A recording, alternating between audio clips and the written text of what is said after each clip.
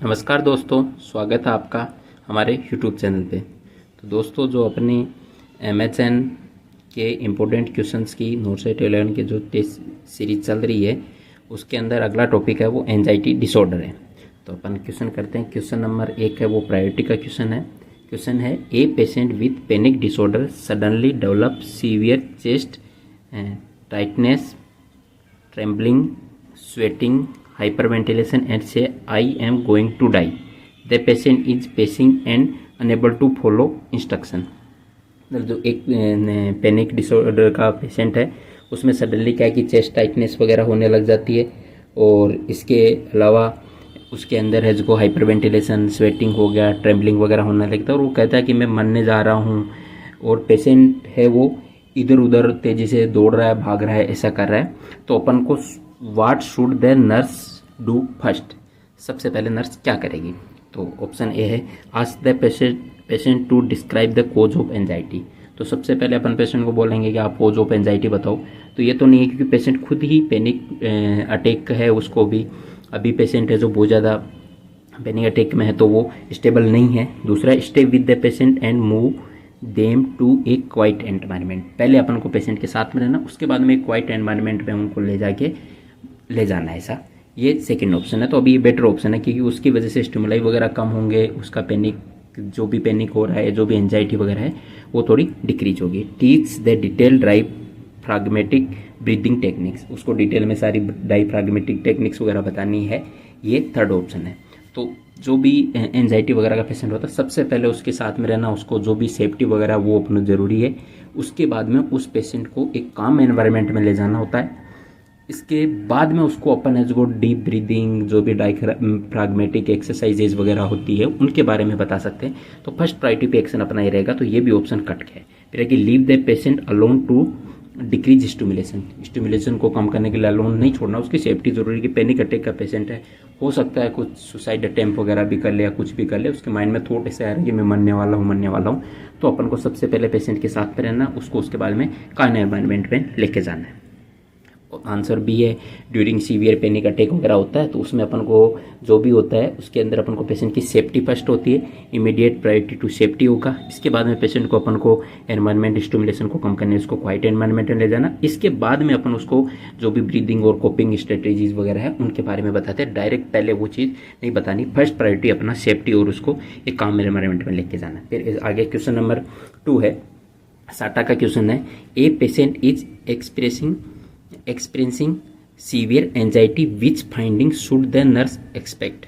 अपन को सेलेक्ट करने हैं कि सीवियर एंजाइटी हो रही है एक पेशेंट को, तो अपन को नर्स इनमें से कौन सा उस मैसेज को वो फाइंडिंग्स है वो एक्सपेक्ट कर सकती है। सीवियर एंजाइटी के सिम्टम्स पूछ रहा है, ऐसा। न्यूरोड परसेप्चुअल फील्ड है, ठीक है। Perceptual field, neuro perceptual field हो गया। ये उसमें होता है कि न्यूरो परसेप्चुअल फील्ड हो गया, जैसे उसमें कि जैसे एंजाइटी वगैरह रहती है, उससे रहता है, तो उसके दौरान उसमें एक तो कंसंट्रेशन वगैरह कम हो जाती है। फिर एक दूसरा जो उसको प्रॉब्लम सोल्व वगैरह नहीं कर सकता, मतलब उसके लिए जो भी छोटी प्रॉब्लम वगैरह रहती है वो बहुत बड़ी एक चैलेंज हो जाता है उसके लिए। और इसके अलावा उसके अंदर है जो जैसे एक टैकीकार्डिया, स्वेटिंग वगैरह होना, ट्रेमर्स वगैरह भी आ जाते हैं, जैसा आपने फर्स्ट ऑप्शन में देखा, वैसी चीज़ें होने लगती है। डिफिकल्टी कंसंट्रेटिंग है, ये भी होता है।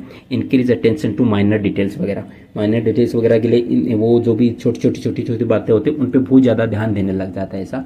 तो होता है कि वो हर छोटी चीज़ पे ध्यान देता है कि ये ऐसा रिएक्ट क्यों किया, ये ऐसी चीज़ हो गई, तो हर एक छोटी चीज़ पे वो कंसंट्रेशन बनाने लग जाता है। Ability to learn complex information easily, complex information, तो वो चीज़ें छोटी चीज़ें ही पे ही इतने ज़्यादा नहीं, तो कॉम्प्लेक्स चीज़ों को वो इतना ज़्यादा लर्न करने की, मतलब कि जो भी इन्फॉर्मेशन अपन उसको कॉम्प्लेक्स चीज़ें बताएं कि आपको ये करना चाहिए इस टाइम पे, तो वो चीज़ों को नहीं समझ पाता, ऐसा।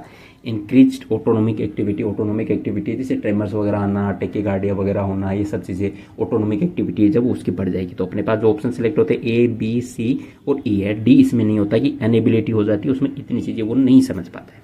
तो इसका आंसर देखते हैं, A, B, C, E, ये आंसर है। फिर है कि सीवियर एंजाइटी क्या क्या होते हैं, एक तो न्यूरो परसेप्शन हो जाता है उसका। दूसरा है इसमें क्या फाइंडिंग्स में पुअर कंसंट्रेशन है, डिफिकल्टी, प्रॉब्लम सॉल्विंग है, increase focus on selected details वगैरह, छोटी छोटी चीज़ों पे उनका जो फोकस वगैरह बढ़ जाता है, टेकिकार्डिया, स्वेटिंग, टेमिंग वगैरह। Complex teaching should be postponed until anxiety decreases, जब तक नहीं होती तब तक उसमें ये चीज़ें कॉम्प्लेक्स जो भी कॉम्प्लेक्स टीचिंग वगैरह है वो नहीं करनी चाहिए। मतलब कि वो कि इसके बाद में उन चीज़ों को जो कॉम्प्लेक्स टीचिंग वगैरह अपन करते हैं उसको ग्रहण करने की, उसको समझने की एबिलिटी बढ़ जाती है। क्वेश्चन में ऑप्शन डी ये था जो कि गलत था, वो उसकी जो भी एंजाइटी है वो डिक्रीज हो जाती है, उसके बाद में होता है। फिर क्वेश्चन नंबर 3 है, प्रायोरिटी का क्वेश्चन है कि a patient with history of panic attack, एक पेशेंट है जो कि पैनिक अटैक की हिस्ट्री के साथ में आया है, हिस्ट्री है। उसके बाद में रिपोर्ट सडन चेस्ट पेन, मतलब कि रिपोर्ट से ने बताया था कि अचानक उसको चेस्ट पेन होने लग गया, शॉर्टनेस ऑफ ब्रीथ होने लग गया, पाल्पिटेशन हो गया। पेशेंट से this is just my usual panic attack, कि वो बोलता है कि ये तो मेरा नॉर्मल है, मतलब कि जैसे होता है ये नॉर्मली पैनिक अटैक है, मेरे को नॉर्मली होता है ऐसा। What should the nurse do, nurse को क्या करना चाहिए थे? इमीडिएटली एडमिनिस्टर एन एंजियोलाइटिक, एक एंजियोलाइटिक वो उसको हाथों हाथ लगाएगी ऐसा, ठीक है। आगे ऑप्शन देखते हैं एक बार। Assume the symptoms are caused by panic attack, panic disorder की वजह से उसको सिम्टम वगैरह अपन को कोज हो रहे हैं, ऐसा अपन को अज्यूम करना है ऐसा। इसके अलावा आगे ऑप्शन देखते हैं कि नर्स को ऐसा जो हो जो इसमें क्या करना चाहिए, कि ये बोल रहा है कि उसका यूजुअल पैनिक अटैक है, तो ये शॉर्टनेस, ब्रीथ वगैरह ये हार्ट का भी कभी होता है ऐसा। इसके लिए assess the vital sign, oxygenation, possible physical causes, जो भी पॉसिबली फिजिकल कोजेज है वगैरह, उसके हार्ट रेट, बीपी वगैरह, ये सब अपन को वाइटल साइंस वगैरह देखने चाहिए। हो सकता है ये चीज़ उसकी वजह से हो जाए। वो बोलता है यूजुअली उसको पैनिक अटैक्स वगैरह हो रखा है, तो जो भी सिम्टम्स वगैरह हैं वो हार्ट से रिलेटेड भी लग रहे हैं, तो इसको फाइंड आउट करने के लिए पहले अपन को नर्स को ये करना चाहिए, अगर फिजियोलॉजिकल कोजेज नहीं है, जो भी उसको फिजिकल कोजेज वगैरह नहीं है, तो उसके बाद में वो कर सकते हैं कि पैनिक अटैक की वजह से हुआ है, ठीक है। Tell the patient to breathe into a paper bag वगैरह में ये तो नहीं है, जो भी है वो उसका है कि पहले उसके वाइटल साइन असेस करो, ऑक्सीजनेशन वगैरह देखो कि ऑक्सीजन सेचुरेशन वगैरह ठीक है कि नहीं, जो कि हार्ट का कोई इश्यू तो नहीं है ऐसा। Nurse should never automatically attribute the new cardiopulmonary symptom to anxiety, मतलब कि नहीं कर सकती वो कि एंजाइटी के जो सिम्टम्स वगैरह वो कार्डियो के नहीं है, ये जो नहीं करना चाहिए। चेस्ट पेन, डिस्निया, ये कार्डियक मेडिकल कंडीशन से हो सकती है, तो इनको अपन को पहले चेक करना चाहिए। उसके बाद में अगर ये नॉर्मल वगैरह है तो अपन को इस पे जाना चाहिए कि उसको ये चीज़ फिजियोलॉजिकल कोजेज नहीं अलग है। फिर ऐसे सिनेरियो बेस्ड जो भी क्वेश्चन है वो है, क्वेश्चन नंबर 4 है, a patient with generalize anxiety disorder, जो भी जनरलाइज डिसऑर्डर का एक पेशेंट है वो क्या कहता है, says I worry about my family, money, health, work and almost everything else, I can not stop worry, मतलब मेरे को इसको परिवार की, रुपयों की, जो भी शरीर है उसकी, मतलब हेल्थ के बारे में, स्वास्थ्य के बारे में, काम से, इनसे रिलेटेड सारी चीज़ें उनकी ऐसी, और इनके बारे में मैं सोचना या टेंशन करना नहीं छोड़ सकता हूँ। Which nurse intervention do most appropriate, कौन सा नर्सिंग इंटरवेंशन है जो कि ज़्यादा मोस्ट अप्रोप्रिएट होगा, ठीक है।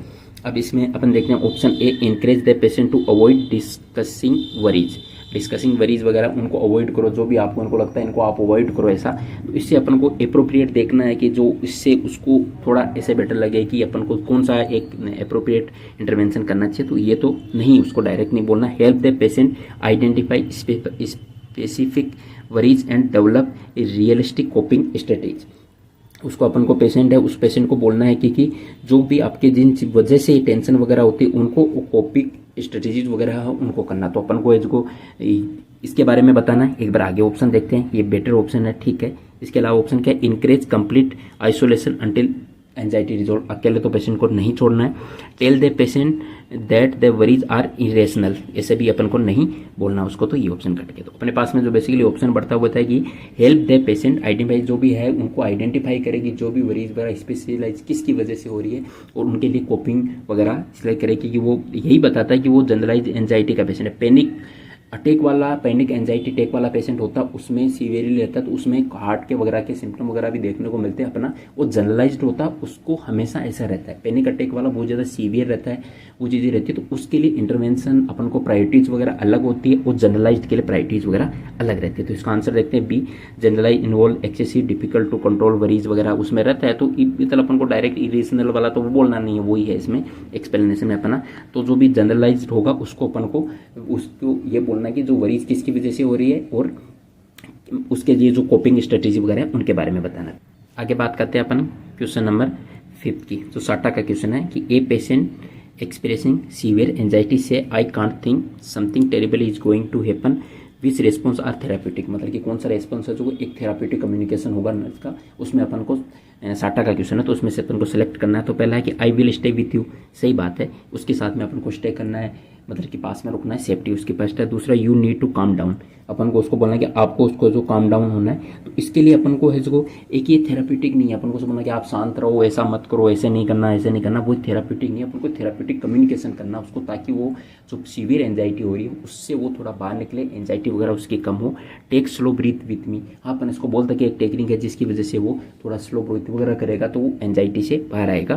Tell me everything that is worrying to you right now, अभी आपके साथ में जो रहा मेरे को बता, तो उसको से पूछेंगे तो ज़्यादा कॉम्प्लिकेटेड हो जाएगा, उन चीज़ों के बारे में ज़्यादा सोचेगा। तो अपन इस ऑप्शन को भी, ऑप्शन ये थेरापेटिक कम्युनिकेशन अपना नहीं रहेगा।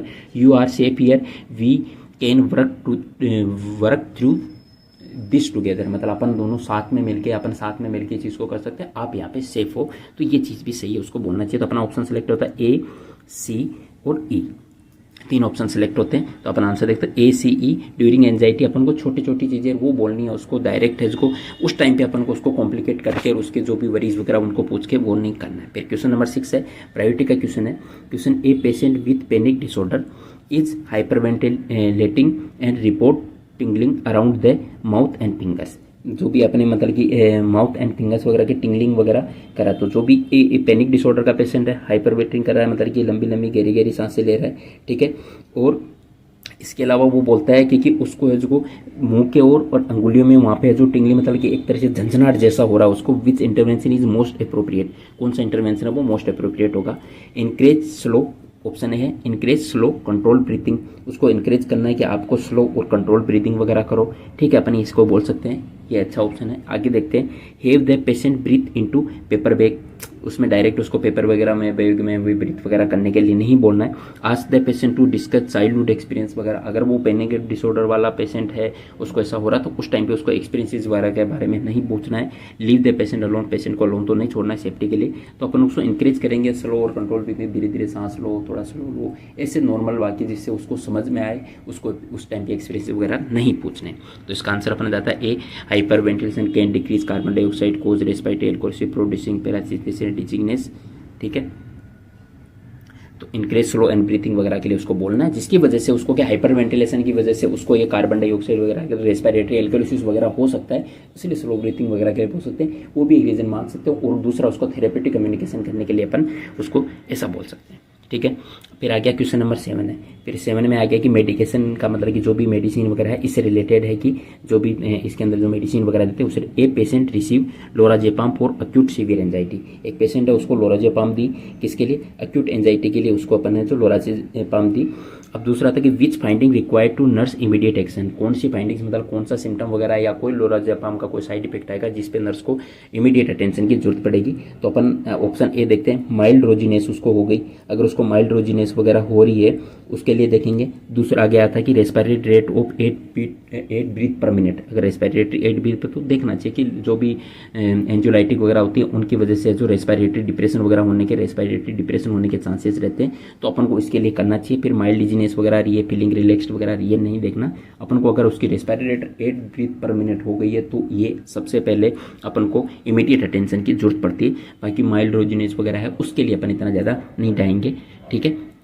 ये भी ऑप्शन हो गया। बेंजोडाइजेपाइन है वो सीएनएस डिप्रेसेंट है, रेस्पिरेटरी डिप्रेशन वगैरह कर सकती है। क्वेश्चन नंबर 8 है, साटा का क्वेश्चन है कि विच instruction should be the nurse provide the एक पेशेंट प्रेस्क्राइब एल्पेराजोलाम, जो भी मतलब कि एल्पेराजोलाम किसी पेशेंट को किसी डॉक्टर ने लिखी है तो उस एल्पेराजोलाम को प्रेस्क्राइब कर दिया, तो अपन को मतलब कि क्या अपन को जो इंस्ट्रक्शन या कोई हेल्थ टीचिंग वगैरह क्या करेगी, avoid alcohol unless specially cleared by the prescriber, मतलब आपको एल्कोहल को अवॉइड करना, अगर जो भी आपने डॉक्टर वगैरह ने प्रेस्क्राइब किया उसने मना किया, अनुमति नहीं है, उसने नहीं बोला उन्होंने, तो करना है। तो ये तो अपन को बोलना है कि ये वो एल्कोहल है अगर लेता हो ऐसा, तो उसको बोलना है कि आपको डॉक्टर ने मना किया तो आपको इसके साथ में एल्कोहल नहीं लेनी। Do not stop long term therapy abruptly, मतलब कि जो भी आपकी जो भी लंबे समय तक की दवाई ले रहे हो उसके बाद में अपन को दवाई को अचानक से बंद नहीं करना है, ठीक है। अवॉइड, तो ये ऑप्शन सही है कि आप हेल्थ टीचिंग में बोलेंगे अचानक से दवाई को अपन को बंद नहीं करना है। Avoid driving until you know how the medication affects you, मतलब कि जब तक आप को पता नहीं चले कि मेडिकेशन का इफेक्ट हो रहा है तो आपको ड्राइव नहीं करनी है। वैसे भी है जो एंजियोलाइटिक वगैरह लेने के बाद में, जैसे ये है जो एक तरह से नींद जैसी टेबलेट रहती है, इनको लेने के बाद नींद आती है, सीनेस डिप्रेशन करती है, तो ड्राइविंग वगैरह नहीं करनी चाहिए। Take extra dose when anxiety increases, ये अपन को नहीं बोलना कि एक्स्ट्रा डोज ले लो, हो सकता है उसके साइड इफेक्ट ज़्यादा हो जाए। देन मेडिकेशन कोज ड्रोजिनेस वगैरह, मेडिकेशन थोड़ी बहुत ड्रोजिनेस वगैरह कर सकती है जिसकी वजह से उसको नींद जैसा ऐसा लगता है, तो अपने को ए बी सी और ई ऑप्शन सिलेक्ट होते हैं, डी ऑप्शन नहीं, उसको एक्स्ट्रा डोज नहीं लेनी है। ऐसी बेंजोडाइपेजिन सडेशन करती है, थोड़ा कोऑर्डिनेशन वगैरह कम करती है, तो इसलिए उसको ड्राइविंग वगैरह के लिए बोला जाता है। क्वेश्चन नंबर 9 है वो SSRI का है, तो इसके लिए अपन क्वेश्चन नंबर 8 है कि एक 19 year old patient begin sertraline for anxiety disorder, anxiety disorder के सटालिन जो SSRI रही है, जिसे जो एक सटालिन सिंड्रोम वगैरह भी होता है जो अपने फार्माकोलॉजी के अंडर पढ़ा था, उसके साइड इफेक्ट में anxiety disorder. 2 weeks later the patient tells the nurse I suddenly feel like everyone would be better off without me, मेरे बिना है जो सब कुछ ठीक हो जाएगा, ऐसा हो जाएगा। Part is nurse private action, nurse का private action.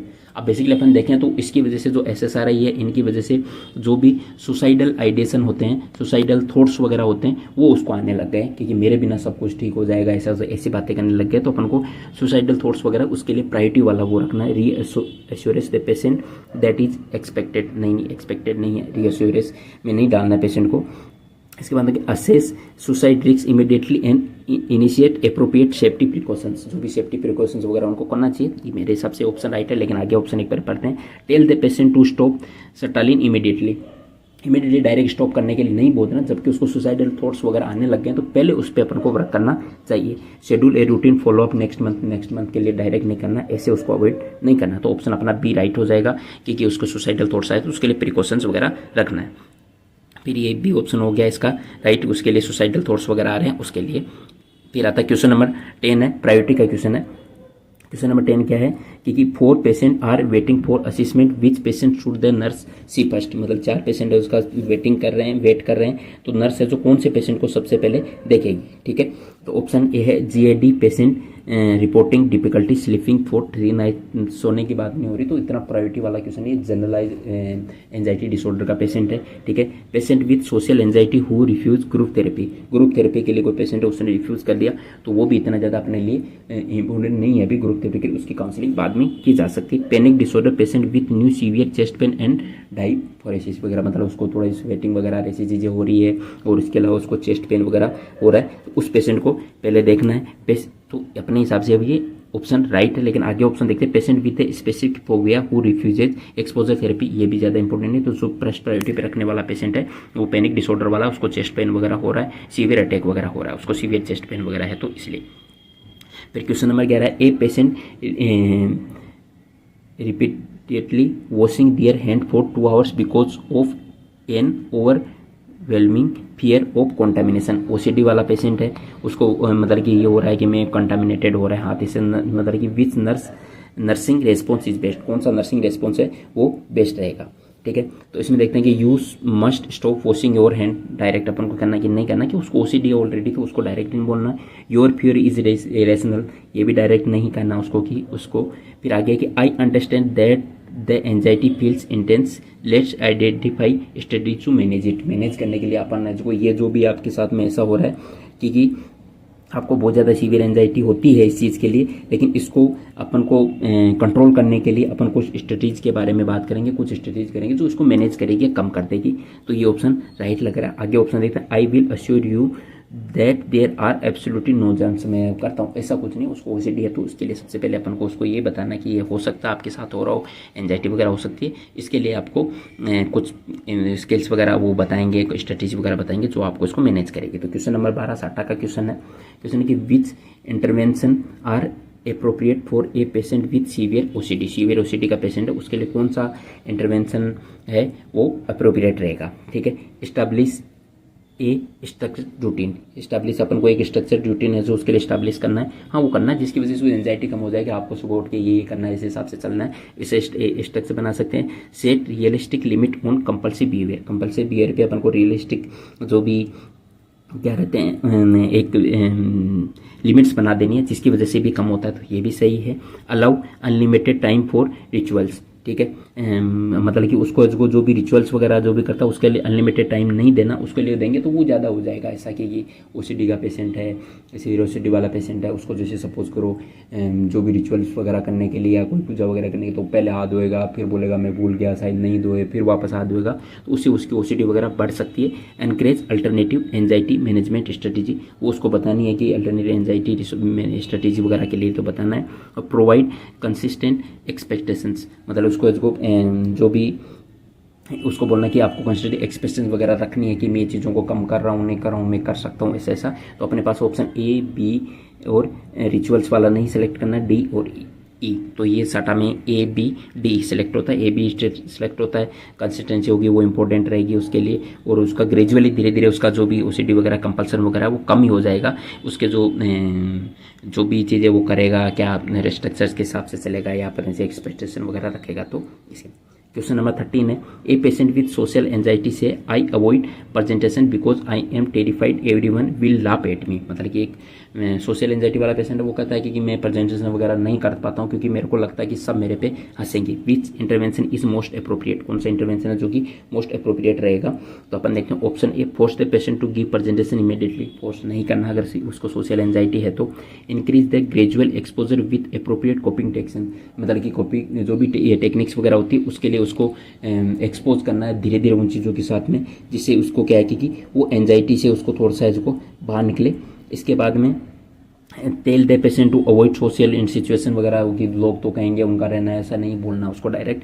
Tell the patient that nobody is judging them, कोई भी उसको जज नहीं करेगा। उसका एंजाइटी वगैरह है तो उसके लिए सबसे पहले उसको इनकरेज अपन ग्रेजुअल एक्सपोजर के लिए बोलेंगे कि आप ग्रेजुअली थोड़ा बहुत एक्सपोजर धीरे धीरे करो, और अप्रोप्रिएट कोपिंग टेक्निक्स वगैरह बताएंगे उसको कि कैसे कोपिंग टेक्निक्स वगैरह उसको बोलेंगे। आपको ऐसा लगता है तो आप इस चीज़ को अच्छे से प्रिपेयर रखो, आप उन्हीं लोगों को डिलीवर करो जिनको आपको थोड़ा कॉन्फिडेंट लगता है, ऐसा लगता है उसके हिसाब से करो ऐसा। फिर क्वेश्चन नंबर इसका आंसर हो गया बी हो गया। फिर आ गया कि ग्रेजुअल एक्सपोजर हो गया या कॉग्निटिव बिहेवियर स्ट्रेटेजी वगैरह होगी, उनकी वजह से उसकी कोपिंग स्किल्स वगैरह अच्छी हो जाएगी। फिर क्वेश्चन नंबर 14 है, a patient ask why buspirone can not be taken when I feel a panic attack coming, what is the best response. मतलब कि एक भी जो भी पेशेंट है वो कह रहा है कि मुझे पैनिक अटैक आने वाला तो मैं बुस्पाइरोन है वो क्यों नहीं ले सकता हूँ ऐसा।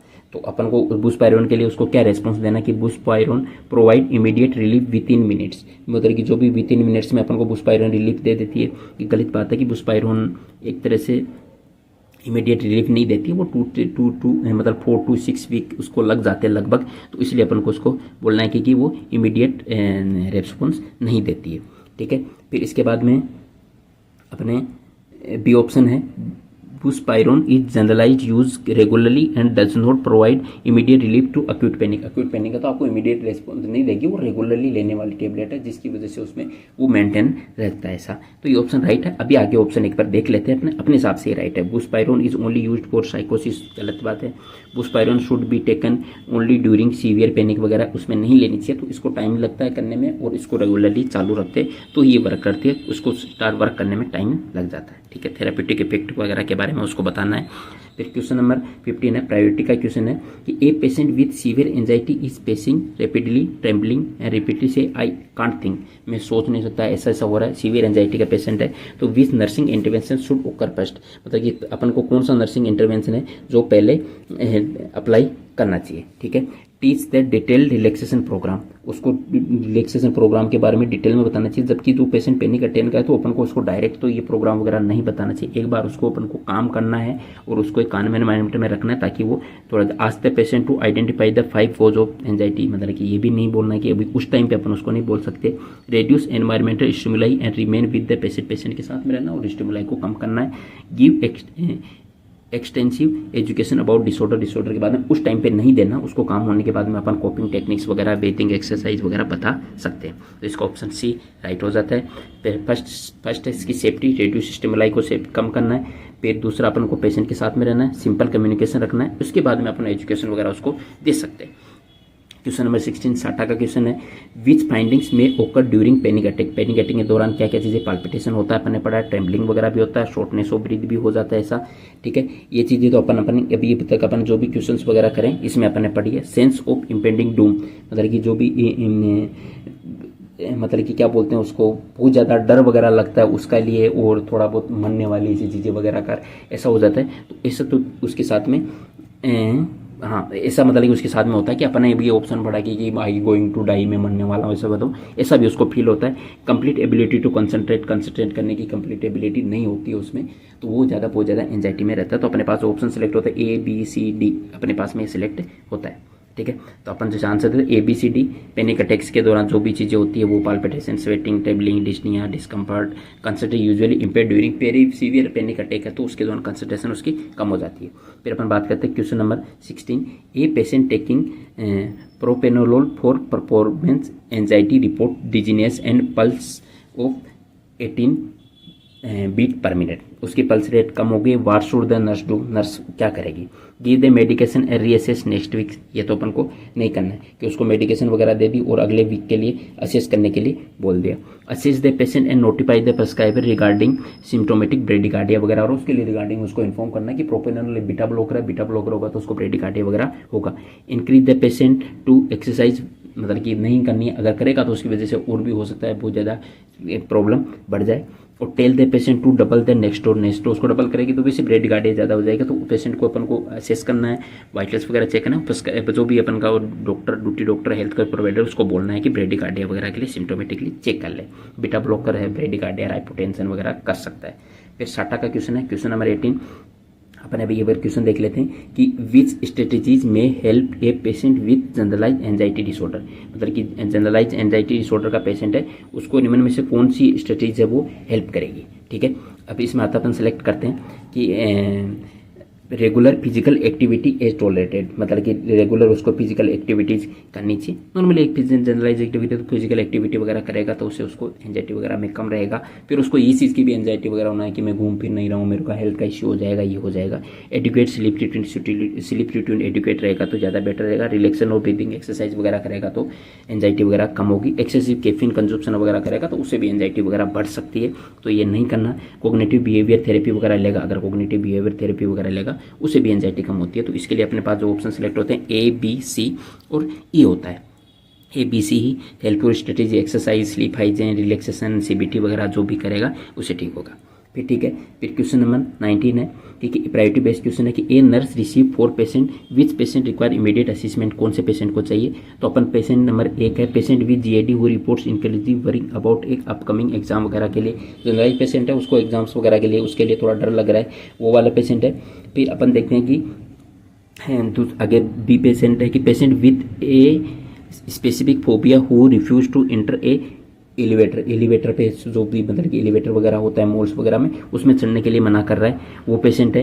तो उसको अपन को देखना है कि कौन से पेशेंट को इमीडिएट असिस्टमेंट की जरूरत पड़ रही है। इसको नहीं है। Patient taking alprazolam who difficult to rouse and has respiratory rate of 7 breath per minute, 7 breath per minute उसका रेस्पिरेटर होगी, रेस्पिरेटरी डिप्रेशन हो गया उसको, और एल्पेराजोलम ले रहा है तो वो रेस्पिरेटरी डिप्रेशन वगैरह होगा। अराउज नहीं, वो जग नहीं रहा, अनकॉन्शियस होने को हो गया, तो वो जग भी नहीं रहा है, बोल भी नहीं रहा है, बात नहीं कर रहा, उसका अपन रेस्पिरेशन अगर चेक कर रहे हैं, ऐसा कर रहे हैं, तो वो 7 ब्रीथ पर मिनट है। तो ये पेशेंट ओबियसली इमीडिएट असेसमेंट की जरूरत पड़ेगी। ऑप्शन डी है, patient with social anxiety who reports to avoiding parties वगैरह अवॉइड करनी है, वो बात की बात है। इमीडिएट रेस्पॉन्स अपन को इस पेशेंट को सी ऑप्शन राइट है, 7 ब्रीथ पर मिनट है, तो अपन को रेस्पिरेटरी डिप्रेशन वगैरह के लिए इमरजेंसी वगैरह हो सकती है आगे। फिर क्वेश्चन नंबर 20 है, a psychiatric nurse receive 4 patient, 4 patient receive करती है। A patient with GAD who reports mild insomnia, GAD का पेशेंट है जो माइल्ड इंसोमेनिया के बारे में बोलता है, तो ये अपना प्रायोरिटी पे रहने वाला या बेस्ट पेशेंट नहीं है, ठीक है। अब इसमें अपना ये ऑप्शन जो है ये है कि which patient should the nurse assess first, कौन सा पर्सन असेस करेगी, ये मैं लास्ट में से डल गया तो इसलिए इसको असेस करेगी। तो इंसोमेनिया वाला जो है इतना इंपॉर्टेंट नहीं है अभी। Patient with panic disorder who reports the breathing exercise है हेल्प, मतलब कि वो तो बोल रहा है कि उसको तो हेल्प हुई तो अच्छी बात है। A patient with anxiety taking benzodiazepines who increasingly drowsy has a respiratory rate of 8 और ऑक्सीजन सेचुरेशन 89, मतलब रेस्पिरेटरी डिप्रेशन हो गया उसको, तो अभी तो प्रायोरिटी पे रहने वाला ये पेशेंट है। A patient with social anxiety refuse to group section वगैरह में जाने के लिए मना करा है, तो अपना जो ऑप्शन राइट होता है वो बेंजोडाइजेपिन्स वाला जो भी पेशेंट है उसको रेस्पिरेटरी डिप्रेशन वगैरह हो गया है, तो उसको ऑप्शन सी जाता है, क्योंकि सेडेशन वगैरह हो जाएगा उसकी वजह से, उसको सेचुरेशन वगैरह नहीं आ रहा, तो हो सकता है उसको मेडिकल इमरजेंसी वगैरह हो जाए। तो दोस्तों ये अपने एंजाइटी डिसऑर्डर से रिलेटेड क्वेश्चंस की सीरीज़ थी, उसके 20 क्वेश्चन से इंपॉर्टेंट। अगर आपको वीडियो पसंद आया तो आप अपने दोस्तों के साथ में इसको शेयर करें, लाइक करें, सब्सक्राइब करें, कमेंट करें। Thank you. मिलते हैं अगले वीडियो में। जय हिंद।